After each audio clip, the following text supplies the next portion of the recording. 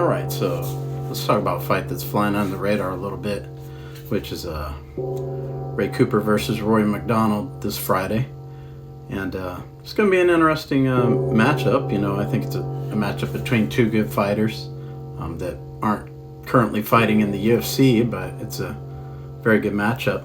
And, Ray Cooper, I believe, has won 5 fights in a row. He's already won a PFL tournament. And then you got Rory McDonald, who has been around for a long time and is trying to show that he can still compete. He's kind of had mixed results in his last few fights. So it's going to be interesting to see how he approaches the fight, because I think it's his responsibility, because he's trying to hang in the sport. It's going to be interesting to see if he tries to wrestle. Ray Cooper's an excellent wrestler and an excellent puncher.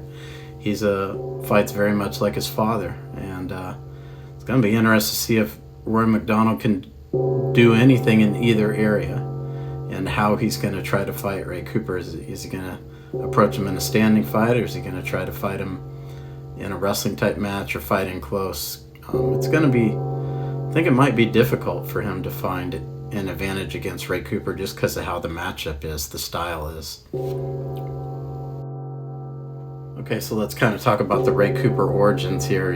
This is Ray Cooper's father on the left and his uncle Ronald John on the right.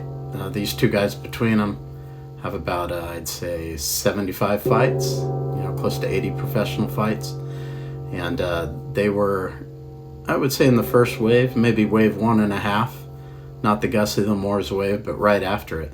So when you're thinking of guys who were kind of like the first wave of pioneers of Hawaiian mixed martial arts, these two guys were front and center. These are two guys that would be on the tip of anybody's mind when you're mentioning guys who were very good fighters that were in that first wave of Hawaii no holds barred, as we called it back then. So two guys that maybe aren't focused on today, especially by the newer fans, but Ray Cooper and Ronald John, very well-rounded fighters, good wrestlers, strong punchers, and Ray Cooper III kind of he carries a lot of those same traits in his skills. So he had a lot of fighting experience to lean on, and when you get into his extended family, now you're looking at probably 100 fights if you talk about the other family members he had in the sport. So these guys have all been in their sport their whole lives, and or most of their adult life at least. And Ray Cooper III has had a lot of experience to lean on to prepare him.